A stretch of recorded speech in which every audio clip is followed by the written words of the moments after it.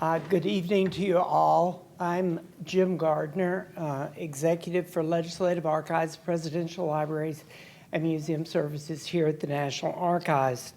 And on behalf of David Ferriero, Archivist of the United States, welcome to those of you who join us on YouTube. Tonight, as we look ahead to more primaries, the party conventions, the fall campaign, and the November election, we'll find out what it's really like to get through all that and be a member of Congress. Since Congress and the presidency are two of the areas I'm responsible for here at the Archives, I'm particularly looking forward to tonight's program, bringing together two former members of the House with a half-century of combined service in the lower chamber. They are former Democratic House member from Indiana, Lee Hamilton, and former Republican House member from Illinois, Ray LaHood. They will be discussing their books, Hamilton's Congress, Presidents, and American Politics, 50 Years of Writings and Reflections, and LaHood's Seeking Bipartisanship, My Life in Politics. We are presenting this program in partnership with the U.S. Association of Former Members of Congress, and we thank them and their CEO, Pete Weichlein, for their support. Before we move on to tonight's program, I want to tell you about two other programs coming up soon here in the McGowan Theater. On Monday, May 9th at 7 p.m., we will present a new documentary film, Lincoln's Greatest Speech, the second inaugural. Filmmaker Ken Cabot and author Ronald C. White Jr. will discuss the film following the screening. And then on Thursday, May 19 at 7 p.m., we'll present a program on the new book, Most Blessed of the Patriarchs, Thomas Jefferson and the Empire of Imagination. Authors Annette Gordon-Reed and Peter Onuf provide new insights into Jefferson's views on Christianity, slavery, race, and philosophy. A book signing will follow that program as well. If you want to learn more about these and all of our public programs and exhibits, consult our monthly calendar of events. Copies are in the lobby, along with a sign-up sheet so you can receive it by regular mail or email. You'll also find brochures about other National Archives programs and activities. Becoming a member of the National Archives Foundation is another way to get more involved in the National Archives. The foundation supports the work of the agency, especially its education and outreach programs. You can pick up an application for membership in the lobby. Now on with our program. I'll turn things over to James Walsh, Vice President of the U.S. Association of Former Members of Congress. He served in the House from New York State from 1989 to 2009, and from 1994 to 2006 was a deputy Republican whip. During much of his 20 years in Congress, he served on the House Appropriations Committee, where he chaired several of its subcommittees. Please welcome James Walsh.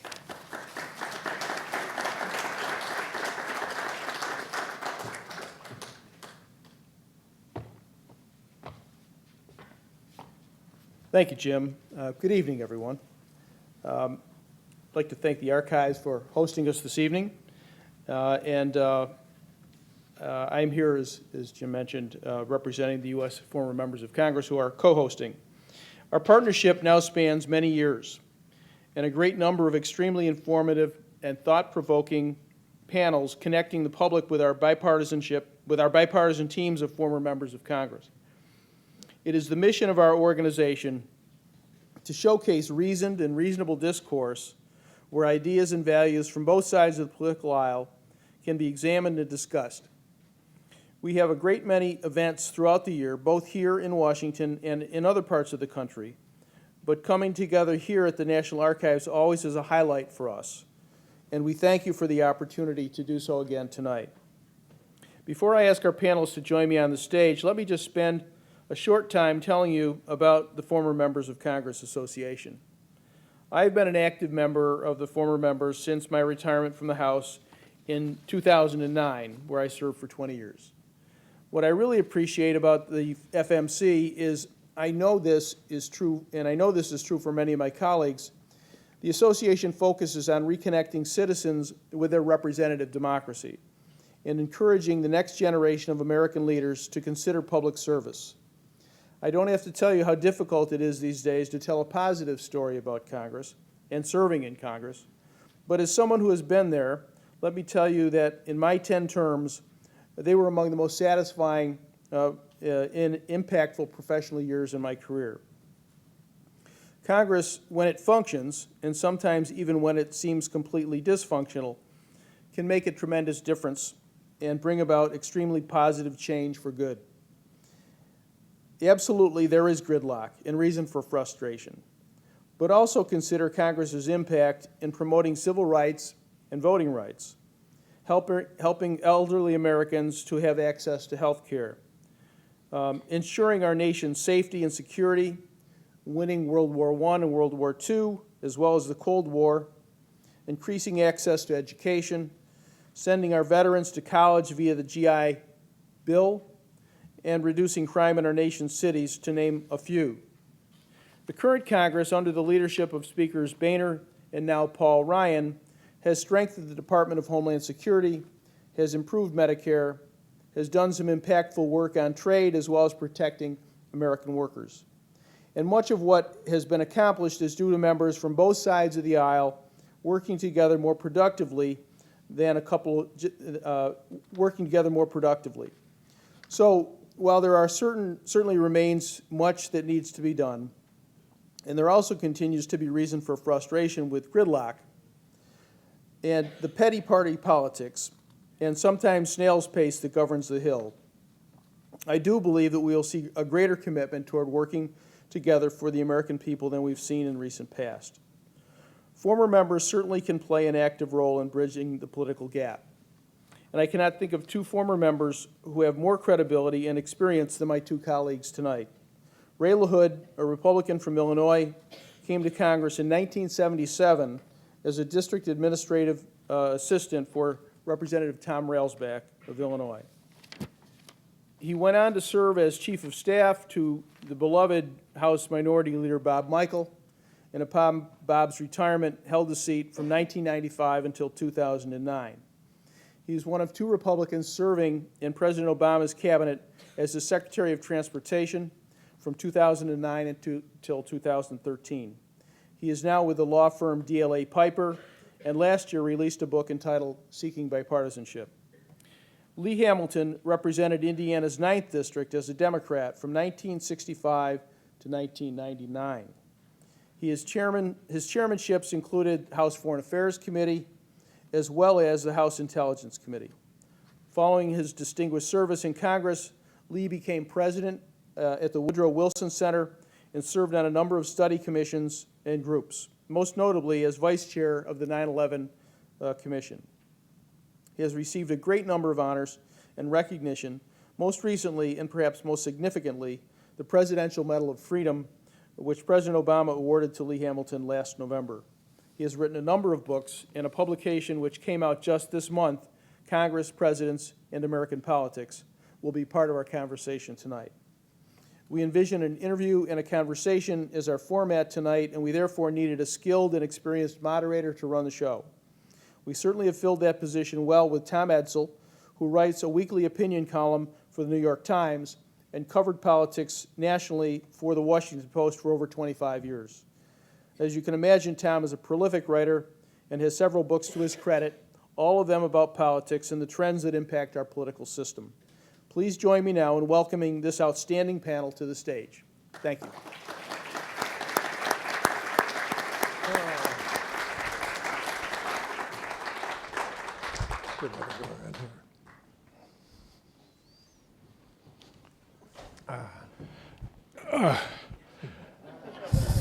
Good to see all of you. I am truly honored to be able to deal with two members of Congress. As a reporter, one rule of thumb I had was never say anything nice. In this case, these are two honorable, thoughtful men from both parties, and unfortunately, I do have to say nice things about them because they are very decent people. We're going to talk about tonight in particular is how well Congress is able to function. When did things start to go wrong? Why is there gridlock? One thing I thought we could start with, and maybe the senior member here is Lee Hamilton. He told me not to ask any tough questions.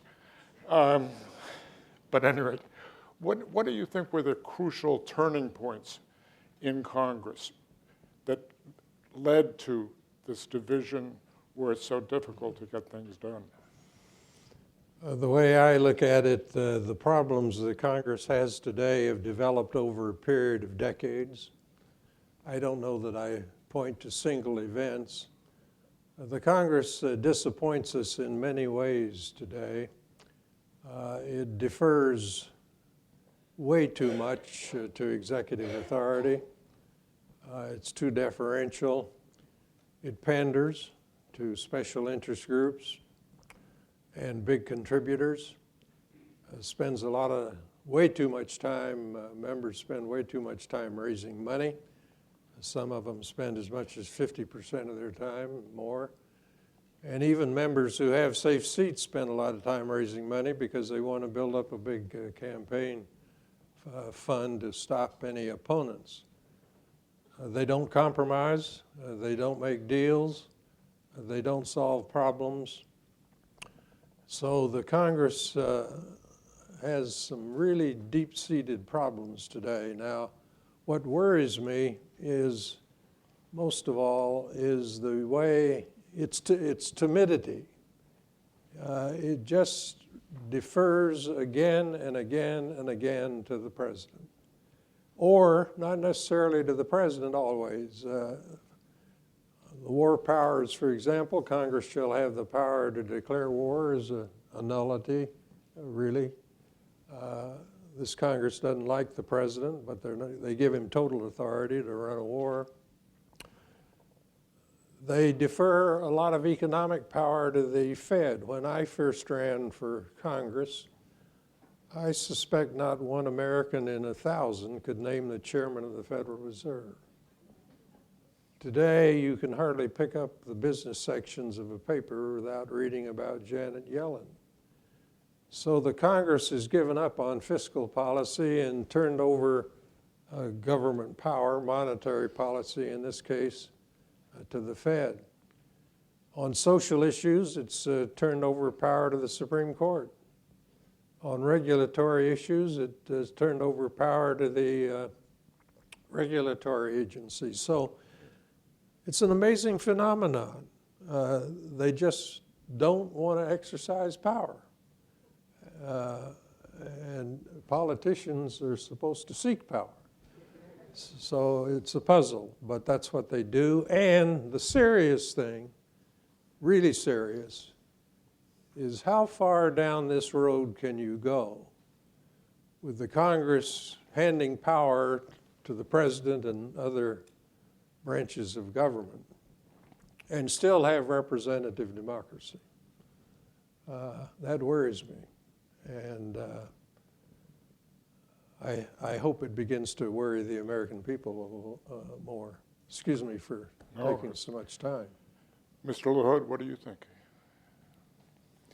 Well, first of all, I'm delighted to be here. Thank you to all of you for your interest in this subject, and I encourage you to buy Lee's book.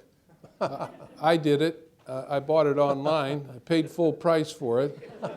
It's worth every penny because it's a great chronology of a wonderful, wonderful career of what I think all of you in this room understand that Lee is one of the most outstanding Americans to have served in Congress and served the people of Indiana, and I'm proud to be on this stage with him.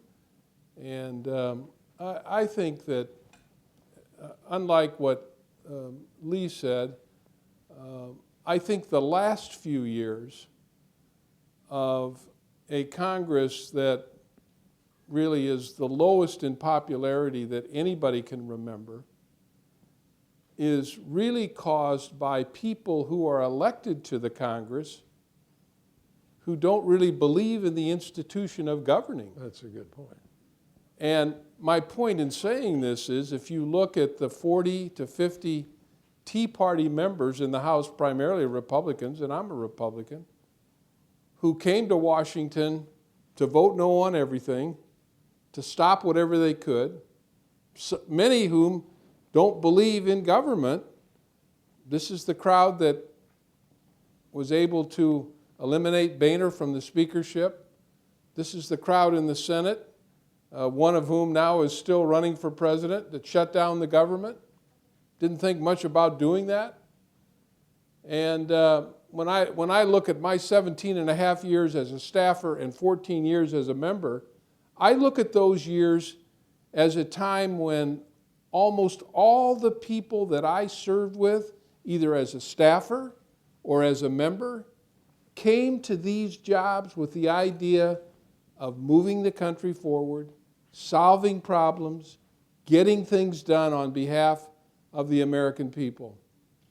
And there's an element now that exists in the Congress that has the ability to stop important legislation, to prohibit the Congress from doing important work, and it's not good for the country. Let me just add on that point, your first point. Both Mr. LaHood and Mr. Hamilton will be signing their books, and you can buy them. I don't know if it's a discount price or not.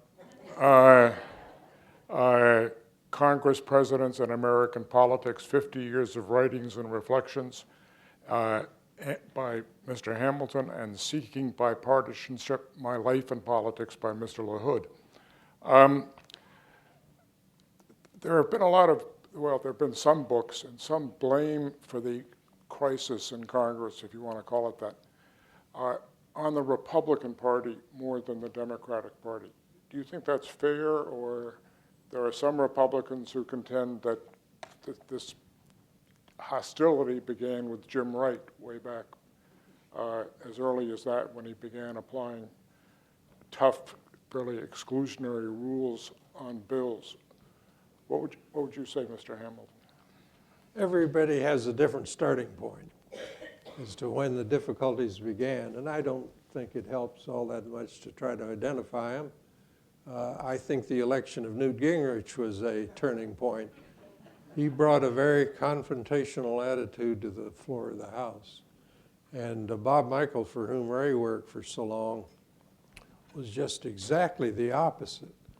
I can remember sitting in on meetings between Bob Michel and Tip O'Neill and Carl Albert when they would talk about votes, how many Tip would want to bring a bill to the floor, and he'd ask Bob Michel, how many votes will the Republicans give us? They sat down and discussed it as if they were talking about brain surgery or something of that sort. And then they'd go out onto the floor, and Tip would give a ringing speech for the bill, and Bob a ringing speech against, but they knew all the time how the votes were going to clear. But they had a total cooperation. Then along came Gingrich, and he really changed the complexion of the Congress in many ways. A lot of Republicans will tell you that Indiana started it all, because Frank McCluskey's win, you know, Frank came out of the election with 1 or 2 vote margin, literally 1 or 2 votes in a congressional district. We appointed a 3-man committee, 2 Democrats and 1 Republican, to recount the votes. It doesn't take a genius to figure how that committee was going to come out. And sure enough, they came out with Frank winning by 2 or 4 votes, whatever it was. Well, Republicans felt they were cheated. They may have been. When an election gets that close, you can't count it. It's just a flip of the coin. So there are all kinds of events, and it doesn't really matter. We are where we are, And the question now is, how do you begin to turn it around? Ray mentioned a very important thing, and that is members at the periods when we served wanted to solve the problem. They were pragmatic.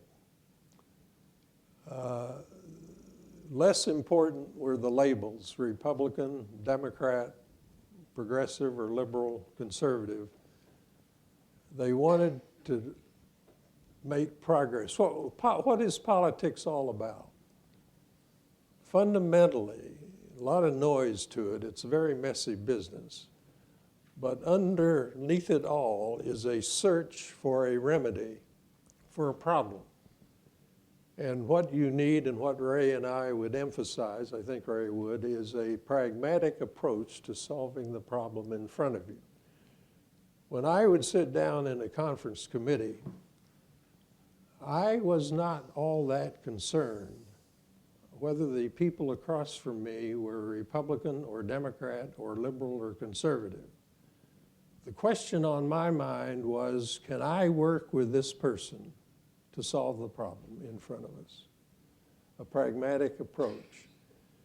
We've gotten away from that, and there are too many ideological speeches and not enough pragmatism, if you will, to try to solve, to search for a remedy to the problem in front of us. So that's what I'm looking for. Well, let me ask you, both of you, the group that the Freedom Caucus is really the source of a lot of this hostility to government, but they were all democratically elected under the rules of the elections of their various states. How do you remedy this situation when that seems to be what comes out of the political process at this point? I mean, can you institute reforms that would change this kind of behavior when these people, Well, look, when I was elected in 1994, I was elected in a class that took over the Republicans took over the Congress after being out of the majority for 40 years. And it was really done with the idea that Gingrich had to nationalize the elections under the umbrella of the Contract with America. 10 items that Gingrich said, if we become the majority, we'll pass all of these within the first 100 days, which we did. Democrats didn't like it. Some Democrats voted for some didn't. But we had an agenda. And the idea was, going back to my earlier point, these leaders, Gingrich as Speaker, Dick Gephardt as Democratic leader, and the newly elected Congress that was elected in '94, came to Washington to vote on important issues, to have a debate. We had that debate. During my time with Gingrich as Speaker and Bill Clinton as President, we did a lot of stuff. We did a lot of legislation. We passed a lot of bills, welfare reform, that President Clinton vetoed twice, with strongly held views by Gingrich and strongly held views by Clinton, and strongly held views by the members. But the idea of ducking the issue, bottling it up in a committee or a conference report, no way. Let's move forward, let's get it done. We passed 3 balanced budgets. Now that was easy back in the day when Lee came to the Congress, because you had members that were serious about that. We got serious about it.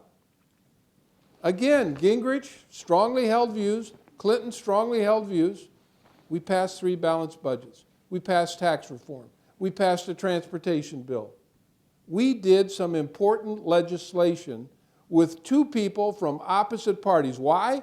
They knew why they were there, to move the country forward, to solve problems, and that's what the members wanted, and it happened. And I go back to my earlier point. There are members of Congress elected by the people to come to Washington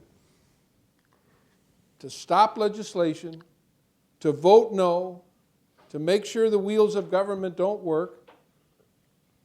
And most people can't remember when a major piece of legislation was passed. And certainly a budget. Yeah. Yeah, I mean, Paul Ryan started out the year as the new speaker saying we're going to pass a budget. Here we are, almost on May 1st. Why can't they pass a budget? Because the Tea Party Freedom Caucus said we don't want that budget. We're not going to pass it. We're not going to put our votes up. But I'm saying, what do you do? Look, I think there are some structural changes that would help. Yeah. The big problem in politics, the big question is what has happened to the center? The extremes have taken hold. The liberals in the Democratic Party, the conservatives in the Republican Party. So you want to strengthen the center. How do you do that? The best way to do it is to expand the voting list so more people vote.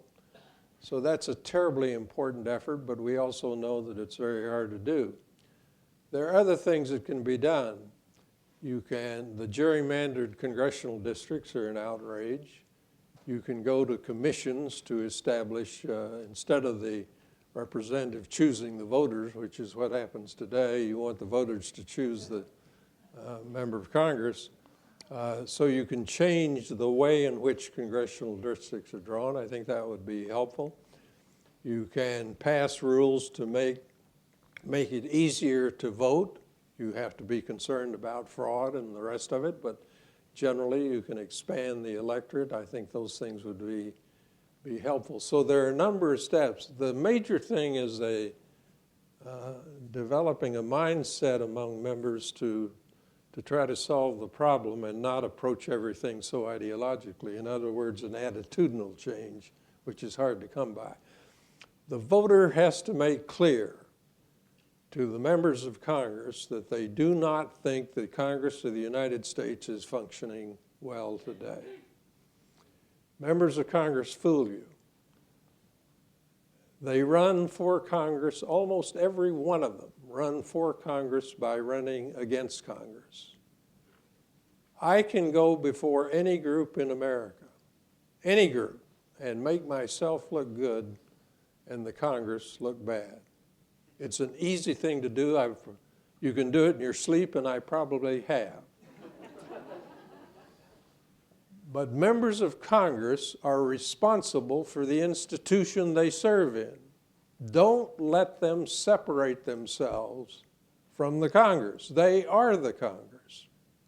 Now, the leaders have a lot more to do with it than the rank and file members. We understand that.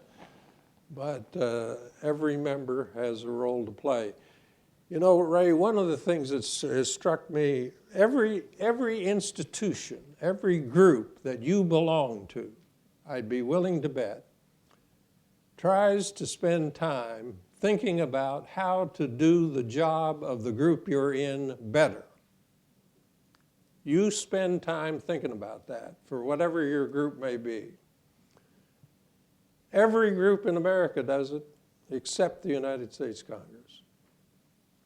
There was a long period of time, and I served on 4 or 5 commissions to reform the Congress. We tried to make changes for the better. Didn't succeed greatly, but we tried. Today, they've abolished those things. They don't do it anymore. So here's an institution that is crippled, is not working, and the members don't seem to care.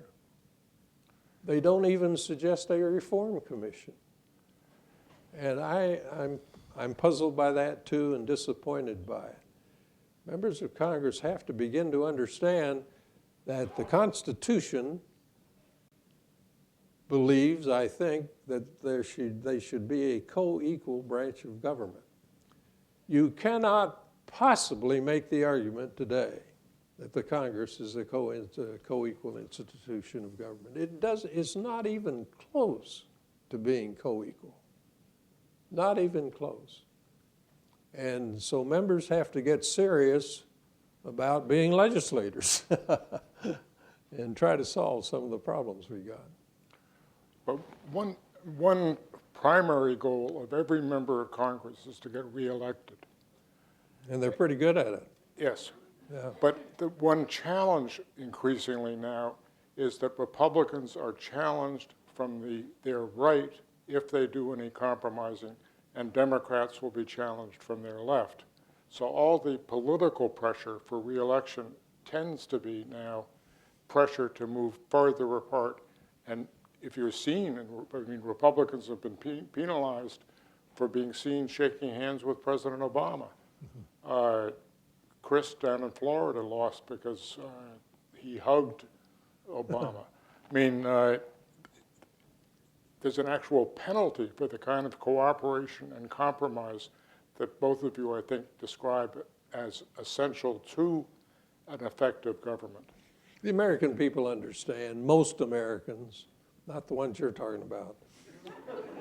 Most Americans, I believe, understand that you've got to strike deals.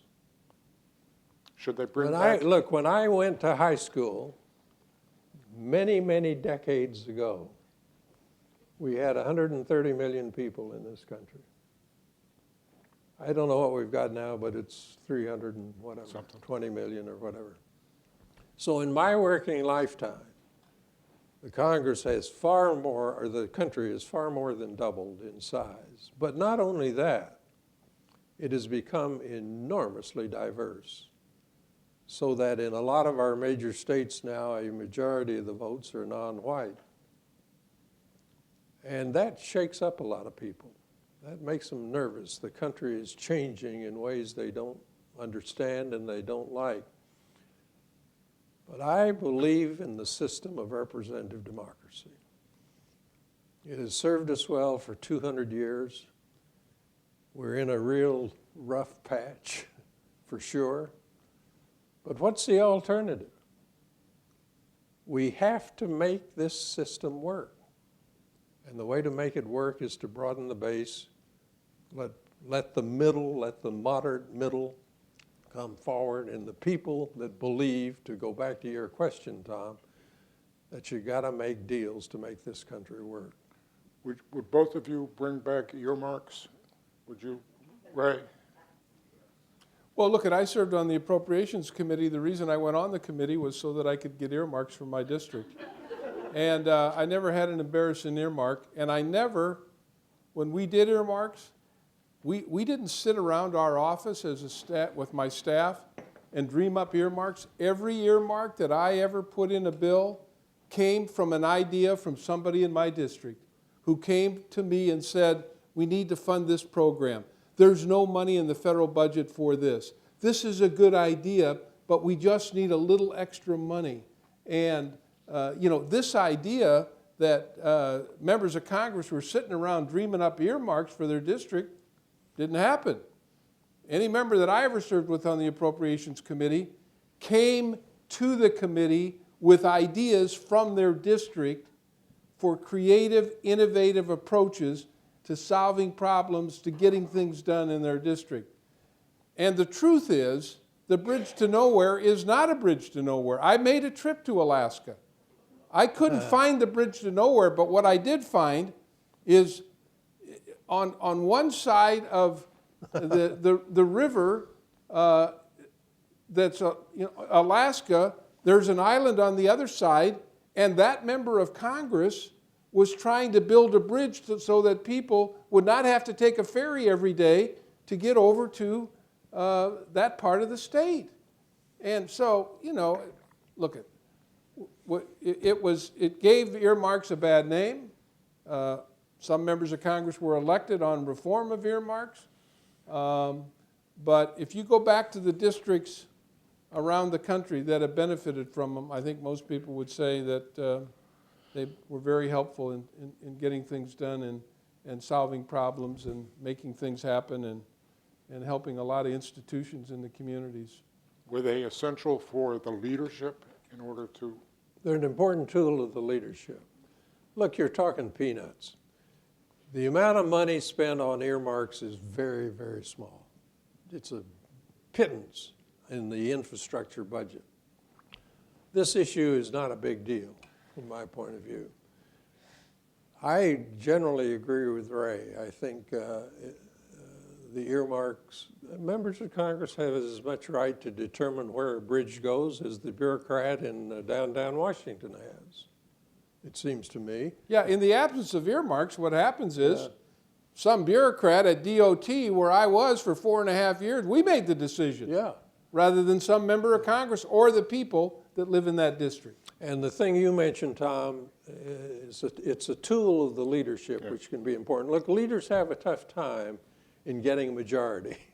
And they have to sit down and figure how to get 218 votes in the House and 60 in the Senate. And incidentally, that's the problem too, come to think of it. Every group in America I know works by majority vote, except the United States Senate. They do not believe in majority voting in the United States Senate. You got to get 60 votes there. Now, the history of the filibuster, you know, back in the civil rights days when I was first voting on legislation, you had several filibusters. Fast forward to today, and the number of filibusters has gone into the thousands in recent weeks, recent years. So it's an abused privilege, but that concerns me too. But leaders do need tools. Lyndon Johnson was the great deal maker, and he always had one question on his mind. How do I get your vote? That was his question. Do I have to build a bridge for you? By God, I'll get the bridge. You want to go see the Pope? I'll arrange for Codell to go over and shake hands with the Pope. I'll get the deal for you if you'll vote my way. You may rebel at that, but you need deal makers. You cannot go through the Constitution of the United States. Almost every single sentence in the Constitution is a result of a deal struck. So it's not a dirty business. It is an essential business to make a country as big and diverse as this country work. You've got to have deals. You've got to have compromise. And if you do not, the result is gridlock. So far you guys have identified Senate filibuster rule, earmarks, further empowering the leadership in other ways, perhaps the way Lyndon Johnson had it, gerrymandering reform. Timidity, timidity in the Congress. But you can't, I'm talking about things you can actually legislate. Cowardice is a hard thing to make a law about. Well, if I was in the House, I'd introduce an anti-timidity bill. But in terms of effective, actual things that can be accomplished, Well, we talked about gerrymandering. We talked about expanding the vote. do you think there ought to be a constitutional amendment or a national law on gerrymandering, or what? Well, I think what some states are doing, what we're doing in Illinois, is trying to get a referendum on the ballot to allow for districts to be drawn by a more bipartisan group so that members of Congress are not picking their constituents, but that the constituents the lines are drawn in a fair way that doesn't allow for a certain number of Republicans to hold seat and a certain number of Democrats. And I hope that referendum gets on the ballot in Illinois. I think it will pass. It's the way they do it in California now, and Iowa, and several other states, and it seems to work pretty well. It's not a panacea. It is working pretty well in states that have it. Let's try to expand it. I agree with Ray. It would be helpful. How much is Congress, do you think, really in these becoming more polarized, is it responding to the electorate, which also is becoming much more polarized and divided, or is it sui generis within the Congress? Is this? Well, it's responding to those who vote. So in that Yeah. sense, it's responding to the electorate. Republicans understand that in order to get elected in many, many districts, they've got to appeal to the most activist conservatives in the district. Democrats understand the reverse. They've got to appeal to the most liberal groups in the district. And so you've got to try to expand that appeal to the moderate center vote, where I believe most Americans are. And you've got to work towards that. And the things the structural changes we've talked about are helpful. They nudge you in the right direction. They're not a panacea. You obviously have to have a fundamental change in the attitude of members of Congress, and they've got to appreciate their responsibility to make the country work. And voters have to insist upon it. One of the things that I was struck by in reading Lee's book is that he really understood that being a member of Congress is not just bringing a philosophy and then voting when you come here to Washington. It's a part of it. People expect you to show up for voting and to vote your philosophy or a philosophy that you think reflects your district. But the other thing that Lee did, which I've encouraged, when I was in Congress, encouraged members to do, part of your responsibility is to go back home and explain to people why you did a certain thing that you did, why you voted a certain way, why there's always 2 sides or 3 or 4 sides to an issue, why if we did compromise, this is the reason we did it. And he did it through newsletters, which is not really a tool used by many members of Congress. Most members now go out and do the town meetings and, maybe do a blast email or use social media, which is fine. They're carrying out their responsibility to explain why they voted the way they did, why this issue is as complicated as it is, and here's why it's complicated, why compromise was necessary, and where the compromise came. And when you do that, then I think people begin to understand that these are tough issues, and this is the reason that we dealt with it. And you may not agree with me, but you have to agree with the idea that a thoughtful process was used in solving a big problem. Let's not overlook the role of money. Money is a big-time player in American politics and in the United States Congress. Follow the money. When you've got a bill in committee, notice how the sophisticated money flows to the members of that committee, campaign contributions, in order to influence votes. Now, they'll say we only want access, but they want more than access. I used to wonder why the CEOs of American corporations would spend time walking up and down the halls of the Congress to talk to guys like Ray LaHood and Lee Hamilton. These are very important people. They make big money, big money. They hire a lot of people. They create a lot of jobs. They are very, very important people. Why do they spend time walking up and down the halls of the Congress to see members of Congress? Because it pays off. If they can get a sentence into that bill, or maybe even change the punctuation of it, they can bring to their enterprise, labor union, corporation, NGO, whatever, millions of dollars, and sometimes a lot more than that.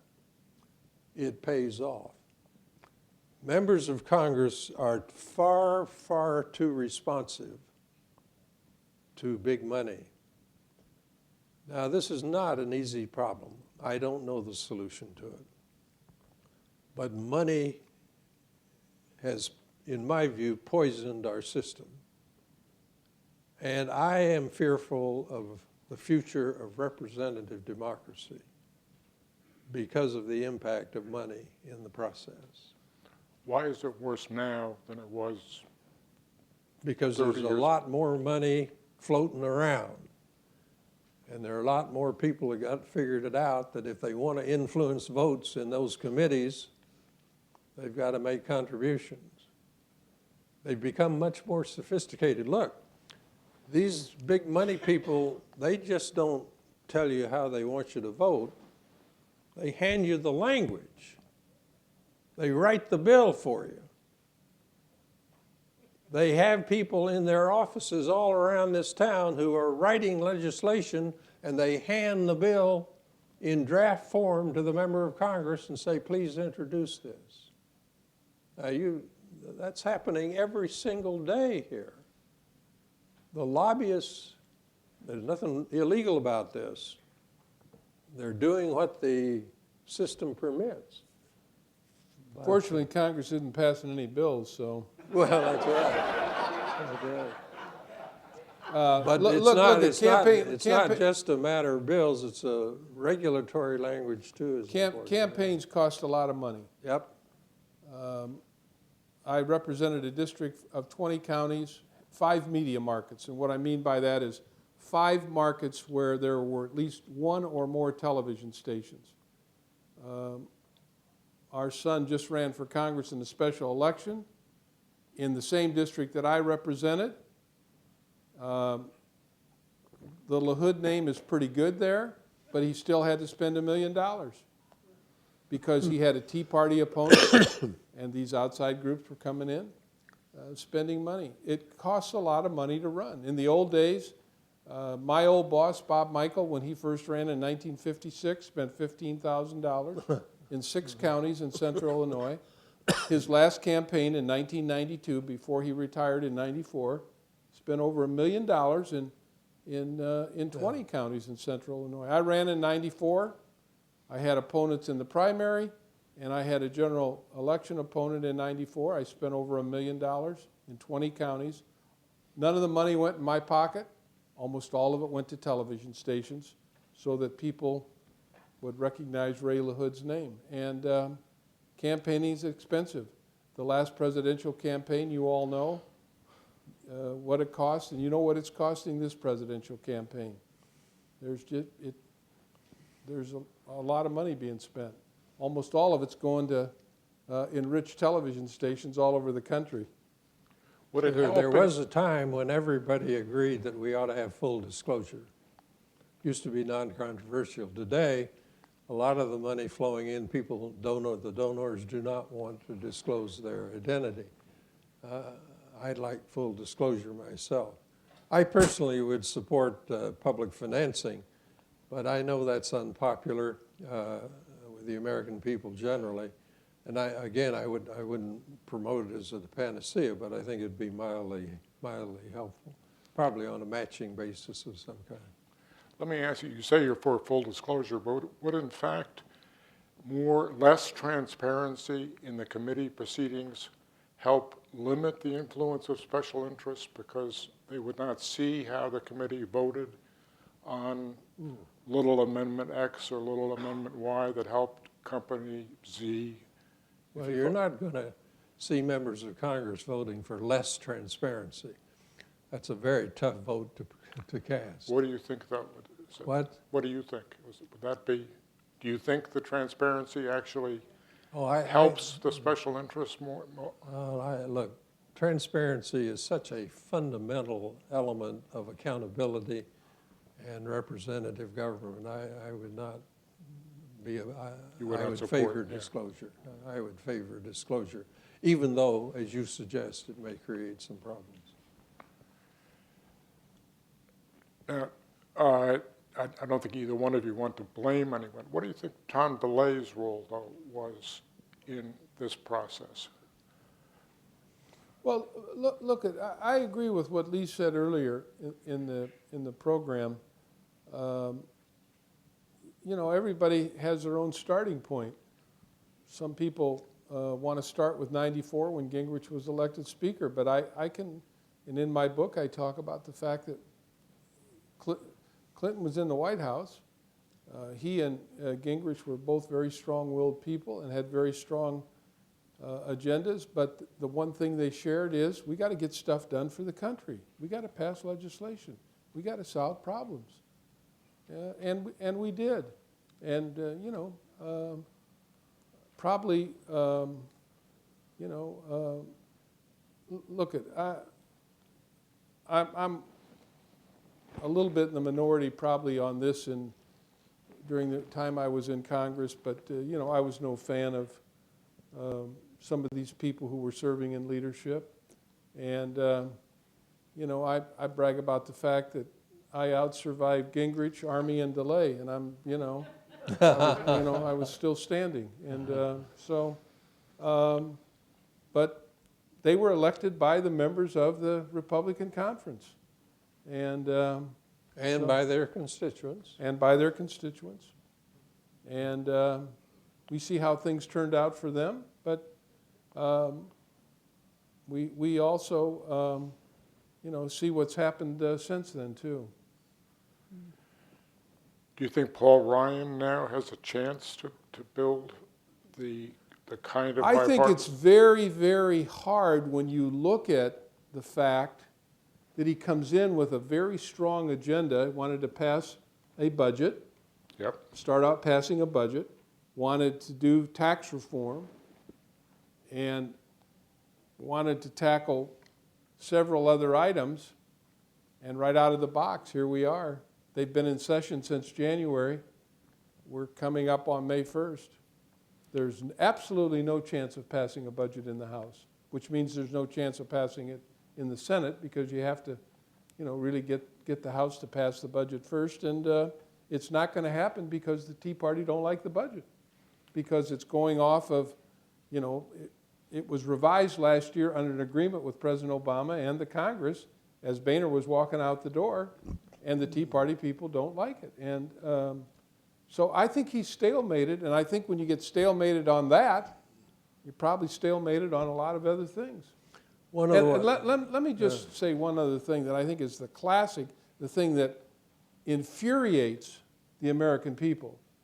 The day after Justice Scalia passes, the majority leader of the Senate says we're not going to consider any nominee. Now, this is early on in the session.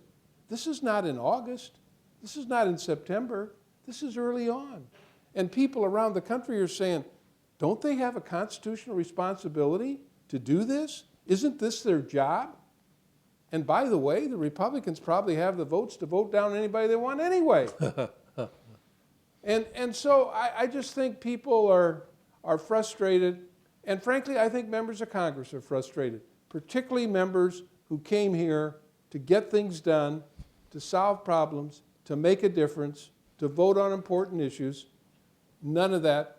Here we are, end of April. Can anybody in this crowd name one major piece of legislation or one big problem that's been solved by this Congress? Don't you find, in talking to members, that many of them will say to you privately that they have had to vote one way when they know they should have voted another, and if they had voted their conscience, they would have? Oh, sure, that happens all the time. One thing I think we should insist upon is that Congress vote on all of the major issues of the day. Now, that sounds very simple, but it is not. We see in the news lately about Dennis Hastert, and none of us take any joy in what's happening there. He had a rule which I never agreed with. The rule was that I don't bring a bill to the floor unless I have a majority support of the Republican caucus. Now, the Democrats use the same rule a number of times. I always opposed it. I think one of the responsibilities of the Congress is to vote up or down on the major issues of the day. It is amazing how many times the leadership of the Congress will work to prevent a bill coming to the floor for a vote. And I think that's unfortunate. Let me say this. I'll expand this to one other point, Ray, if I may. You were talking not long ago about nominees.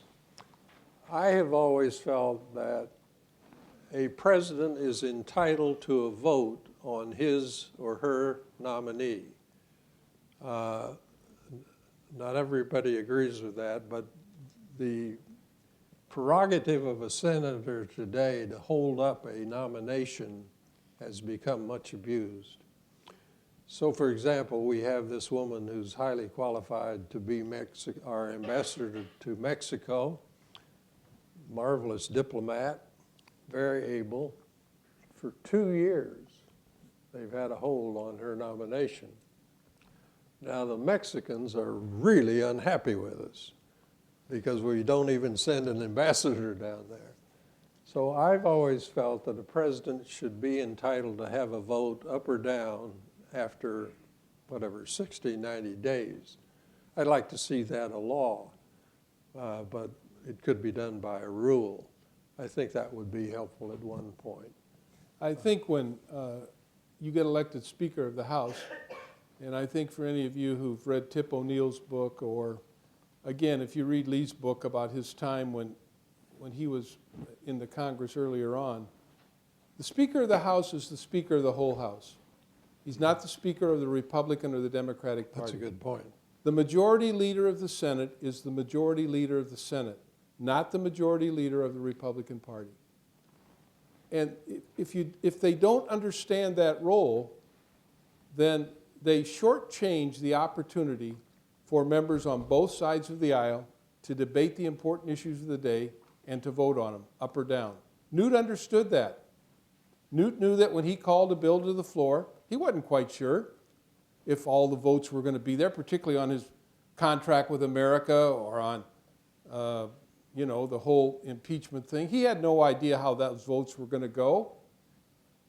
But he knew that he was Speaker of the whole House, not the Speaker of the Republican Party. Unfortunately, the Hastert rule, which was enforced by Democrats when they had the majority, was a very bad rule. It insisted that a bill had to pass with a majority of Republicans in order to be brought to the floor. That is not fair to the issues, it's not fair to the American people, it's not fair to moving the country forward. One of the areas where I saw we got this right was in the meetings that Tip O'Neill had with Ronald Reagan. I sat in on a lot of those meetings, and you had two master politicians working, one a conservative, one a liberal. I don't want to suggest the discussions were easy. They were not. Sometimes tensions would rise. By and large, the quality of the discussion was pretty impressive. But neither man would let it get out of hand. And they would always interject a note of levity.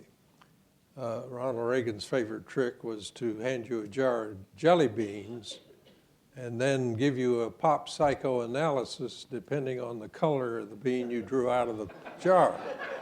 And it always created a big laugh. Tip O'Neill would tell another clam bake story. He went to more clam bakes than any living American, and he got a story or two out of every one he went to. So one or the other would give an Irish story or a clam bake story, and kept the discussions on track. Civility was at the core of that. A basic respect between the two men who obviously disagreed a lot, but who also respected the other as a politician. And that respect translated into civility and made the system work, I think, as well as I've seen it work. Should we see if any of these people have questions, Tom? Let me just say, if we're going to have a Q&A very soon, almost immediately. If people want to ask a question, could they come forward to the, there should be microphones. And I've been told, you can't buy my secret microphone, that actually the books are 15% off. So it's a good deal, and you should take I'd be it. happy if any of you just took one of mine. I'll sign it for you. All the proceeds from my book go to the Dirksen Congressional Center because the fellow that helped me write it is the director there. Oh, yeah? Helps pay. I have an opposite view. I don't care whether you read my book, just buy it. We'll have a full opportunity to fulfill both of your wishes. Why don't we start with the question here?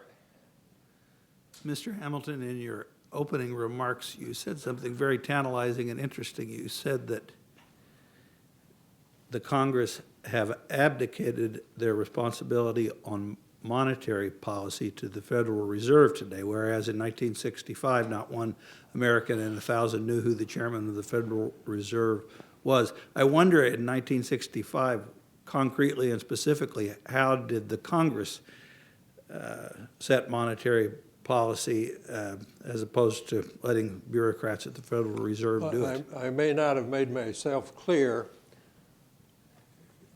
Congress affects economic matters through the operation of fiscal policy. Congress has no power on monetary policy. Fiscal policy is spending and taxing. And fiscal policy can be an important tool in impacting the status of the American economy, and has been on a number of occasions, the most famous being Kennedy's tax cuts, which stimulated the economy. But there are a lot of illustrations. The Fed has always had responsibility for monetary policy and does today, but if fiscal policy is not used as a tool, then monetary policy becomes the only tool that the federal government has to impact the economy.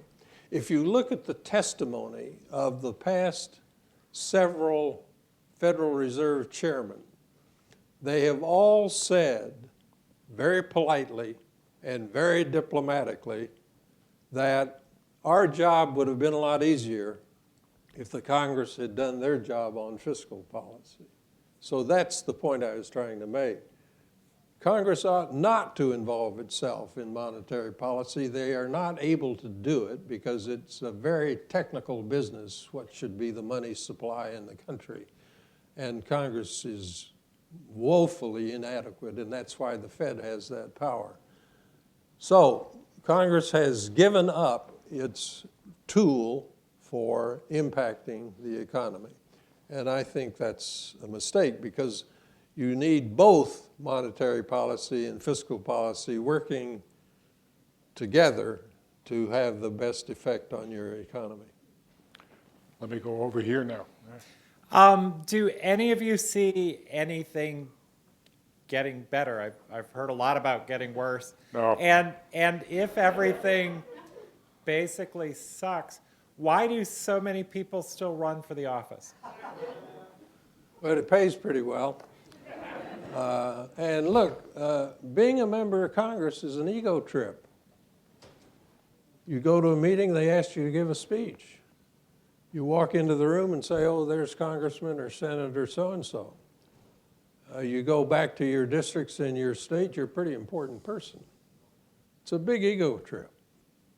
And a lot of people like it, and a lot of people are bored with what they're doing. It's an attractive job.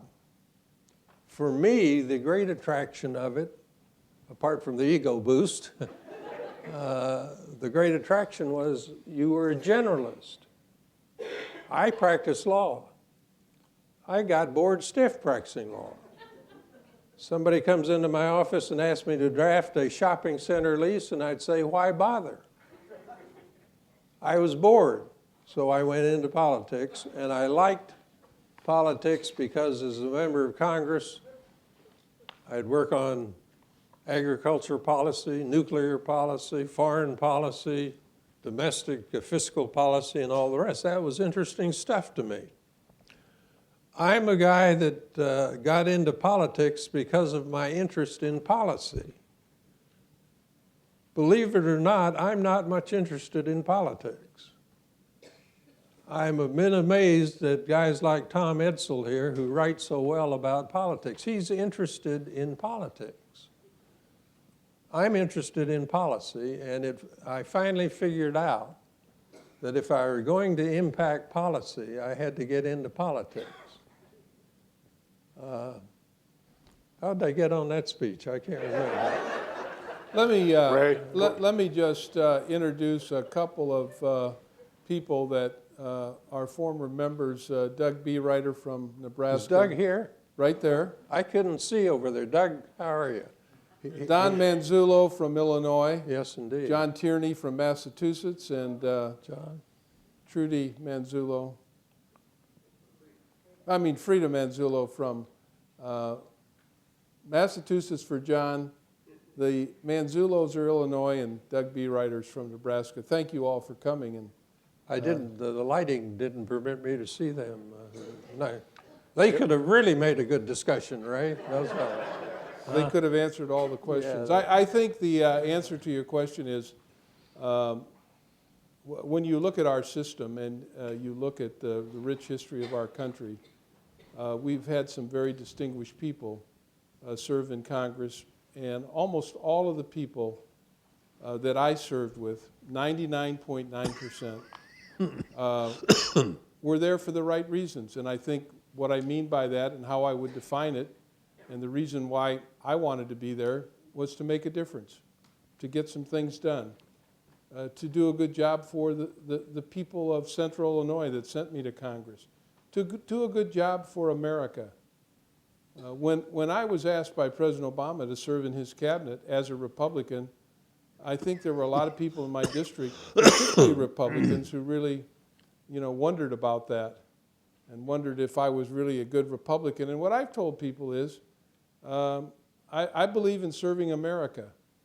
And I think 99.9% of the people that I served with in Congress during my 14 years were there for the right reasons, to make our country the kind of country that can solve problems, to be a part of history, to make a difference in your community, where you're a community leader and people look to you as a leader.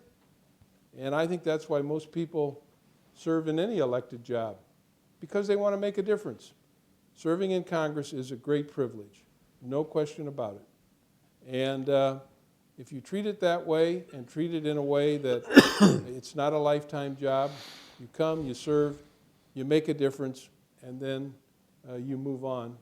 I think that's why most people are here. And I believe that elections make a difference. And I think in those districts where people don't feel their representative is here to really get things done, they'll probably find another representative eventually. Look, this is the greatest country. It's not perfect, but it's pretty darn good, and we have a great, great, rich history of solving big problems and making a difference. You don't see many people trying to get out of America, but there are thousands of people that are trying to get in every day. Why? Because it's a great country. Over here. Does Mr. Hamilton have any comment on this recent dust-up with the Saudis about their role in the 9/11 attacks? How did that question get in here? Put in the paper. Well, I can only recite to you what we said in the 9/11 report, and I really can't go beyond that because I don't have the knowledge of it. We said in the 9/11 report that we had no evidence that senior officials of the Saudi government played a role in orchestrating the attacks. Now, as many have pointed out, that language is restrictive. We do know that a large number of the perpetrators were Saudi citizens. There's a lot of discussion at the moment about the 28 pages, which were not part of the 9/11 Commission, but were part of the joint inquiry that preceded the 9/11 Commission. And neither the joint inquiry, which was headed by Senator Graham, nor the 9/11 Commission has the power, or had the power, to classify or to declassify. Only the president has that power, and he, of course, delegates a lot of it. So the 28 pages are raw, unvetted, initial information of the kind that ordinarily would not be made public, like the early notes of the FBI, for example, in investigating a crime. Those kinds of papers are not normally made public. In the case of the 28 pages, which I cannot personally ever recall reading, although I have had content of it explained to me by staff, we had thousands of documents come to us in the commission. I imagine the president or Director Clapper here in a few days will decide to make the reports, the 28 pages public, probably redacted in some ways with regard to names, I suspect, although I don't know. So I have no information beyond what the 9/11 Commission said at the time. I don't pretend to be an expert on this. A lot of people have followed it much more closely than I have since the report has come out, and I make no judgment about it. But we ought to understand the nature of the information that I think will come out eventually on the 28 pages, put it into context, and follow the evidence. Now, this was a horrible, horrible crime. 3,000 Americans lost their lives, the worst attack ever on American soil. And the perpetrators of it obviously need to be punished to the maximum extent, whatever that may be. But since it is such a serious matter, you do not want willy-nilly to put names out there of people without some context, it seems to me. I served on the Intelligence Committee for 8 years. I was here on 9/11. I was on the Intelligence Committee. I served on the 9/11 committee that investigated 9/11. I agree with Lee. I believe, look, there are no secrets in our country, none. And eventually these pages will be released. I agree with Lee on that. I don't know if it'll be President Obama, but eventually they'll be released. Over here. All right, thank you. You've had a lot of interesting talk about the compromises that preceded what's not happening right now and how that led to getting things done. I personally believe that that's needed right now. That's not happening. But you see a lot of the conversation that's taking place both on the right with the Tea Party and the left with kind of the more liberal wing, the Bernie Sanders supporters oftentimes, that those compromises are the same people making decisions for the same reasons, and they're patting each other on the back, kind of a compromise, and you're leaving a lot of people out. I think that would kind of be the other side of that argument. And so I'd be interested to hear your thoughts on that you have, whether you're a Republican or whether you're a Democrat, you're all part of the same team, and you're leaving a lot of people behind. I don't quite understand the question myself, but did you? I guess it's the question of that I think the Tea Party would say that it's all government elites that are all talking, whether you're a Democrat or you're a Republican, you're all talking to the same people and know the same people. And I think the Bernie Sanders supporters would say that it's all the 1% that's all talking to each other and leaving the 99% behind. And that the compromise isn't necessarily going in the right direction for the country.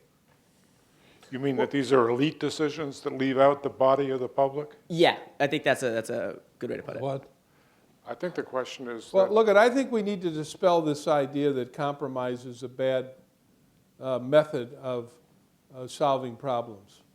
It's been promoted by people, but it is the one way that people that serve on school boards, library boards, church boards, I have no doubt everyone in this room serves on some voluntary board. And when you go to those meetings, you don't agree with everybody. What happens? You sit around and talk to one another.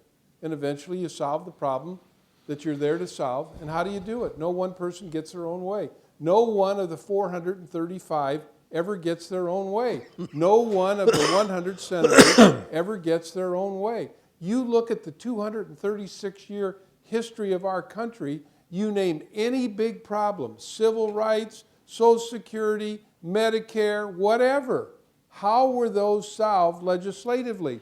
By compromise, by people coming together, talking to one another, giving here or there. Then the responsibility of the elected official is to go back home and explain to people why they voted the way they did on a bill that was compromised in some way or another. That is what's made our country have the ability to move forward and get things done. Now, let me say, we want to sell some books. So 15% off, may I remind you. So let's make this the last question, and you better be good. Well, first of all, I'd like to thank both of you for the time and effort you spent serving the country. Thank you.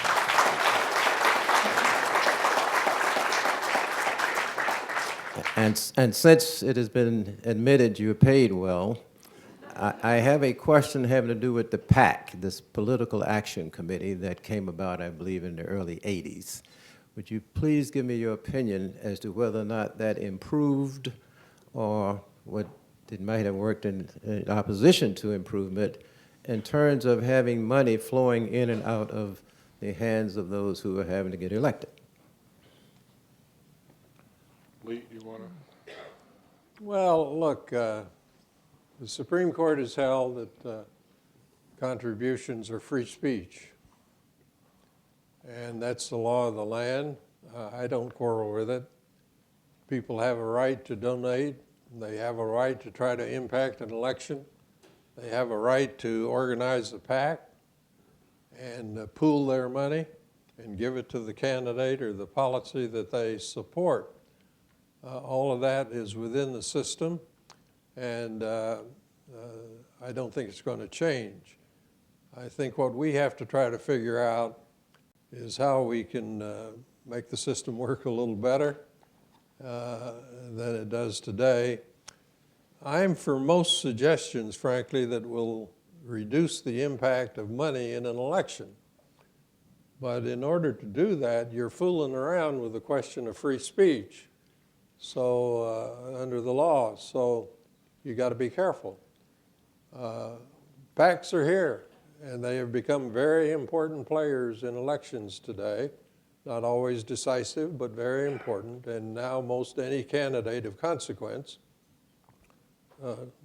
has one or more PACs as part of their campaign effort. I come down on the side of full disclosure. Not everybody agrees with that today, and I come down on the side of having some public money into the election process based on quotas or contributions from the amount of money you raise. It's a valid test of a candidacy to raise money. That's one of the tests of the viability of a candidate. So this is a very tough problem in our system. And I think we have to work around the edges of it, but you have to work within the law that the Supreme Court has made clear. I think the Supreme Court decision is probably one of the worst things that's happened to politics.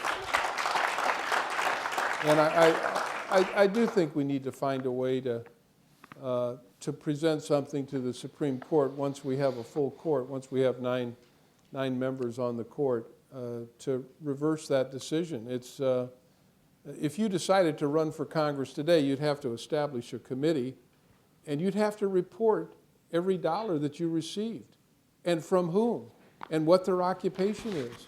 That's the law for a member of Congress. The same is not true for these super PACs. They have to report very little. If you're a billionaire, you could give all of your billions to a super PAC because you support their philosophy or their candidate or whatever. Now that's wrong. That goes against the system that says if you're running for Congress, report everything. And so we need to figure out a way to present something to the Supreme Court or present a law that overturns this terrible decision that has just really poisoned the well for the political process. And it's just right now it's simply not fair, and so we'll see. We need to get a ninth justice before we can do that. 4-4 won't work. Tom, before you close, I want to return the nice words that Ray said about me at the outset. I reciprocate those sentiments. Ray has been a marvelous person to work with in the Congress as Transportation Secretary and since. And he comes out of that school of thought about the role of a member of Congress, schooled by Bob Michael and others. And he represents the very best of American politics. Thank you. Yeah. Thank you.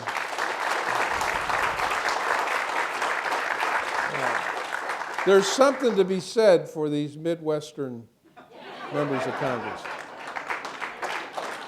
I don't think anyone would disagree with Lee's comments. I am a little worried about Ray's credentials as a Republican.